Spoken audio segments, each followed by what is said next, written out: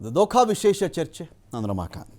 ಲೋಕಸಭಾ ಚುನಾವಣೆ ಹೊಸ್ತಿಲಲ್ಲಿ ಇರಬೇಕಾದ್ರೆ ಮೂರು ಪಕ್ಷಗಳಲ್ಲಿಯೂ ಕೂಡ ಒಂದು ಹಂತಕ್ಕೆ ಯಾರು ಕ್ಯಾಂಡಿಡೇಟ್ ಎನ್ನುವ ಕುತೂಹಲನೂ ಇದೆ, ತಳಮಳನೂ ಇದೆ, ಆತಂಕನೂ ಇದೆ. ಯಾರನ್ನು ಆಯ್ಕೆ ಮಾಡಿದ್ರೆ ಹೇಗೋ, ಗೆಲ್ತಾರ ಗೆಲ್ಲಲ್ವಾ, ಇದೊಂದು ಭಾಗ. ಕಾರ್ಯಕರ್ತರದ್ದೇ ವಿರೋಧ ಇದೆ.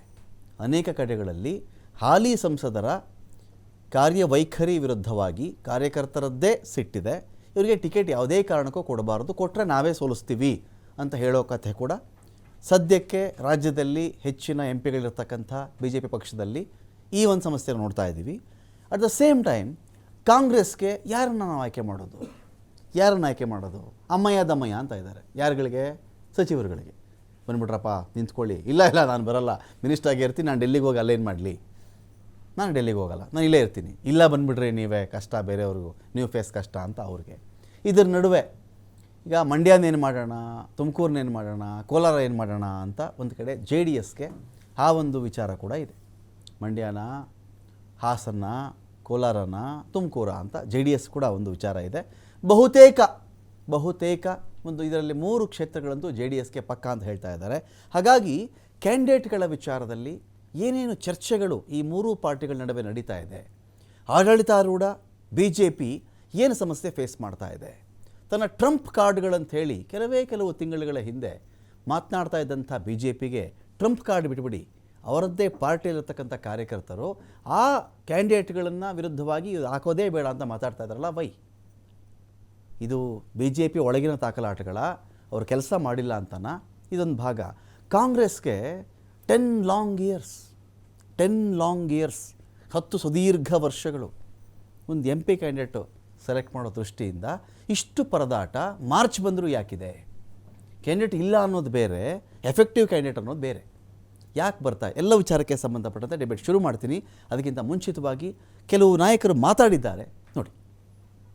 ಕಾಂಗ್ರೆಸ್ನಲ್ಲಿ ನೋಡಿ ಯಾರೂ ಇಲ್ಲ ಇವಾಗ, ಆದ್ರೂ ಅಲ್ಲೇ ಎಷ್ಟು ಹೊಡೆದಾಟ ನಡೀತಾ ಇದೆ. ಅಲ್ಲಿ ಸೋಲುವ ಟಿಕೆಟ್ಗೋಸ್ಕರನೇ ಹೊಡೆದಾಟ ನಡೀತಿ. ಗೆಲ್ಲುವ ಕ್ಷೇತ್ರದಲ್ಲಿ ಎಲ್ಲ ರೀತಿಯ ಆಕಾಂಕ್ಷಿಗಳು ಇರ್ತಾರೆ. ಆದರೆ ಪಕ್ಷ ತೀರ್ಮಾನ ಮಾಡುತ್ತೆ. ಪಕ್ಷ ತೀರ್ಮಾನಕ್ಕೆ ನಾವೆಲ್ಲರೂ ಬದ್ಧರಾಗಿರ್ಬೇಕಾಗುತ್ತೆ. ಆಮೇಲೆ ಒಂದು ಗೆಲ್ಲುವ ಕುದುರೆ ಅಂತಂದ್ರೆ ಏರಕ್ಕೆ ಬರೋರು ಜಾಸ್ತಿ ಇರ್ತಾರೆ. ಅದಕ್ಕೋಸ್ಕರ ನೀವು ಇದನ್ನ ಏನೋ ಆತಂಕ ಆಗಿದೆ ಆ ಥರ ಅಂತ ಅನ್ಕೊಳ್ಬೇಡಿ. ಮೈಸೂರಿನಲ್ಲಿ BJP ಗೆಲ್ಲುವ ಒಂದು ಸ್ಥಿತಿಯನ್ನ ಮೋದಿಜಿಯವರ ಯೋಜನೆಗಳ ಮುಖಾಂತರವಾಗಿ ನಾನು ಮಾಡಿದ್ದೀನಿ. ಅದು ಕಾರ್ಯಕರ್ತರು ರೆಕಗ್ನೈಸ್ ಮಾಡಿದ್ದಾರೆ.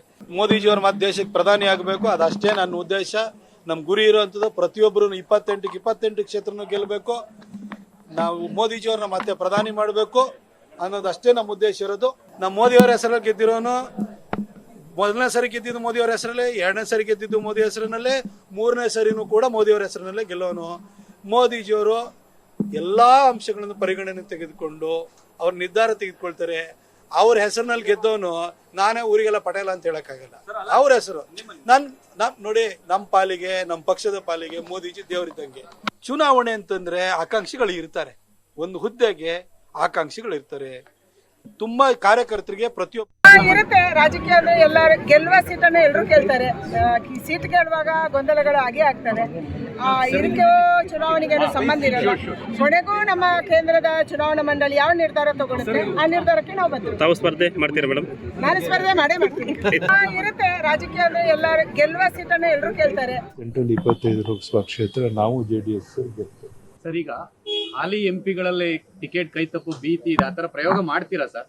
ಗೊತ್ತಿಲ್ಲಪ್ಪ, ಅಂತಿಮವಾಗಿ ಪ್ರಧಾನಿಯವರು ತೀರ್ಮಾನ. ಮೈಸೂರು ನಾವು 28 ಕೂಡ ಪ್ರತಿಯೊಂದು ಕ್ಷೇತ್ರವನ್ನು ಕುಶವಾಗಿ ಪರಿಶೀಲನೆ ಮಾಡಿ ಗೆಲ್ಲುವ ಅಭ್ಯರ್ಥಿಯನ್ನ ಕೊಡಬೇಕು ಅನ್ನೋ ದೃಷ್ಟಿಯನ್ನ ಇಟ್ಟುಕೊಂಡು ಕರೆದಿದ್ದಾರೆ. ನಾನು ಕೂಡ ಹೋಗ್ತಾ ಇದ್ದೀನಿ. ಈಗ ನಾನು ಬಸವರಾಜ ಬೊಮ್ಮಾಯಿ ಅವರು ಒಂದೇ ಫ್ಲೈಟ್ಗೆ ಹೋಗ್ತಾ ಇದ್ದೀನಿ. ಇವೆಲ್ಲಾನು ಕೂಡ ಎರಡೆರಡು ಬಾರಿ ಚರ್ಚೆಗಳನ್ನು ಮಾಡಿದ್ದಾರೆ. ಅಲ್ಟಿಮೇಟ್ ಆಗಿ ನಾವು ಅದನ್ನ ಕೇಂದ್ರದ ನಾಯಕರ ಮೇಲೆ ಬಿಟ್ಟಿದ್ದೀರಿ. ಕೇಂದ್ರ ನಾಯಕರು ಯಾರೇ ಅಭ್ಯರ್ಥಿ ಮಾಡಿದ್ರು ನಾವು ಕೆಲಸ ಮಾಡ್ತೀರಿ, ಗೆಲ್ಲಿಸ್ತೀರಿ, ಅದು ಪ್ರಶ್ನೆನೇ ಇಲ್ಲ. ಇವೆಲ್ಲ ಕೂಡ ಹೈ ವೋಲ್ಟೇಜ್ ಕ್ಷೇತ್ರಗಳೇನಿದೆ ಇವೆಲ್ಲ ಕೂಡ BJPಯ ಭದ್ರಕೋಟೆ ಆಗಿರೋದ್ರಿಂದ ಯಾರೇ ಕೊಟ್ಟರು ಕಾರ್ಯಕರ್ತರದ್ದೇನು ಸಮಸ್ಯೆ ಆಗಲ್ಲ. ಕೆಲವು ಲೀಡರ್ಗಳದ್ದು ಸಮಸ್ಯೆ ಅಷ್ಟೇ. ಅದನ್ನ ಸ್ಥಳೀಯವಾಗಿ ನಾವು ಕೂತ್ಕೊಂಡು ಅವ್ರ ಜೊತೆ ಮಾತಾಡಿ, ನಾನು ಇರ್ಬೋದು, ಯಡಿಯೂರಪ್ಪನವರು, ಬೊಮ್ಮಾಯಿ ಅವರು, ವಿಜಯೇಂದ್ರ ಅವರು, ಪ್ರಹ್ಲಾದ್ ಜೋಶಿ ಎಲ್ಲ ನಾವೆಲ್ಲ ಕೂತು ಅದನ್ನ ಗೊಂದಲ ಎಲ್ಲೂ ಇಲ್ಲ. ಚುನಾವಣೆ ಅಂತಿದ್ದಂಗೆನೆ ಟಿಕೆಟ್ ಕೇಳೋದು ಎಲ್ಲ ಕಾರ್ಯಕರ್ತ ಒಂದು ಹಕ್ಕು.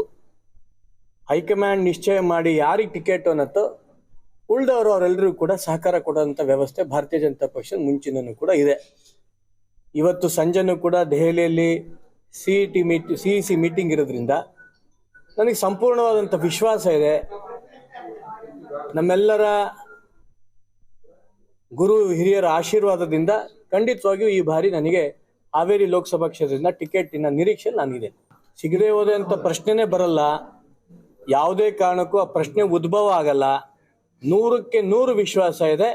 ನಿನ್ನೆ ನಮ್ಮೆಲ್ಲರೂ ಕೂಡ ಹಿರಿಯರಂತ ಯಡಿಯೂರಪ್ಪನವರು ಕೂಡ ಸಂಪೂರ್ಣವಾಗಿ ನಮಗೆ ಆಶೀರ್ವಾದ ಮಾಡಿದ್ದಾರೆ. 100ಕ್ಕೆ 100 ವಿಶ್ವಾಸ.